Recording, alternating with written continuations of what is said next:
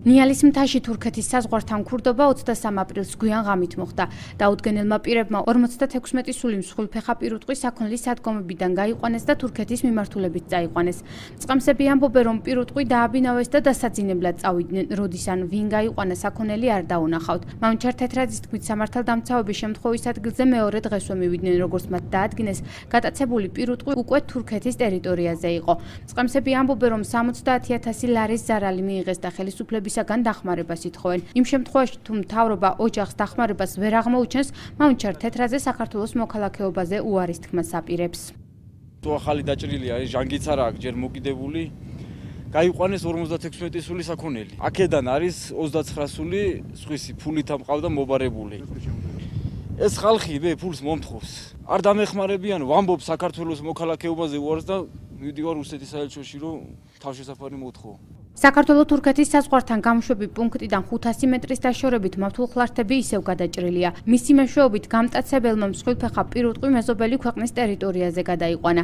მიუხედავად იმისა, რომ სასაზღვრო პოლიცია საზღვართან პატრულირებს, მათ 23 აპრილს გვიან ღამით 56 სული პირუტყვის გატაცება ვერ შეამჩნიეს. მოპარული საქონელი 4 ოჯახს ეკუთვნოდა. წყამსების მსგავსად ხელისუფლებისაგან დახმარებასა და საქმის დროულ გამოძიებას ითხოვენ მოპარული პირუტყვის მეპატრონეები. ისინი შიშობენ, რომ მსგავსი შემთხვევები კიდევ ბევრჯერ განმეორდება. არ ვიცით, ვინმე უნდა დაგვეხმაროს, უკვე ლეკიანობა დაიწყო. ცხინვალში ხალხი გადაყავთ, აგერ ნიალაში პირუტყვი გადაყავს. ნიალა არის საერთოდ საძოვრებისა და გამოზამთრების ადგილი და ეხლა თუ ესე დაიწყეს და 70, 100, 200 სული გადაიყვანეს, მალე ახალციხე და ასპინძასაც და ვალესაც წაიყვანებენ მთლიანად. კრედიტით გამოვიტანე ფული, ვიყიდე იმითი საქონელი. ავიყვანე ნიალის ტერიტორიაზე დასახლებული პუნქტია პატარა. ჩავაბარე წყებს. ლეკეს დილით რომ მოდიო საქონელი აღარ არისო გარეკილიაო, დაკარგულიაო. ავედით ახლა იქ პოლიციაც მოვიდა, ჯარიც იყო მობილიზაცია გაკეთდა, დადგინდა რომ საქონელი გადაიყვანეს თურქეთში. ნაკვალის გავყიდით. ნიალაში ეგრეთ წოდებულ ყარაბულას მთებში თეთრაძეების ოჯახი უკვე წლებია საქონელს წყემსავს. მათ ამ დროისათვის 200 სულამდე მსხვილფეხა და 400-ზე მეტი წვრილფეხა პირუტყვი ჰყავთ მიბარებული.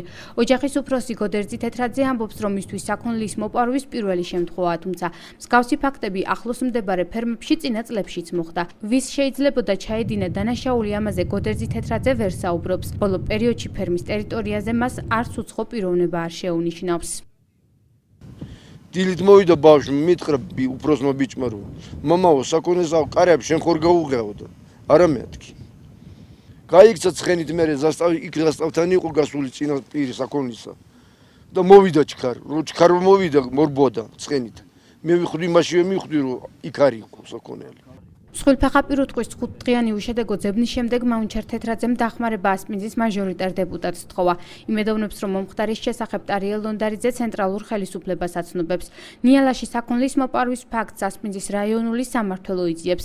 აღნიშნულთან დაკავშირებით საოლქო პროკურატურას და შინაგან საქმეთა სამინისტროს ოფიციალური კომენტარი არ გაუკეთებიათ, თუმცა როგორც მეცხრე არხს პროკურატურაში განუცხადეს გამოძიება სისხლის სამართლის კოდექსის 3, 177, 214 და 344 მუხლებით მიმდინარეობს, რაც საქართველოს სახელმწიფო საზღვრის უკანონო გადაკვეთას, საბაჟო წესის დარღვევასა და ქურდობას გულისხმობს.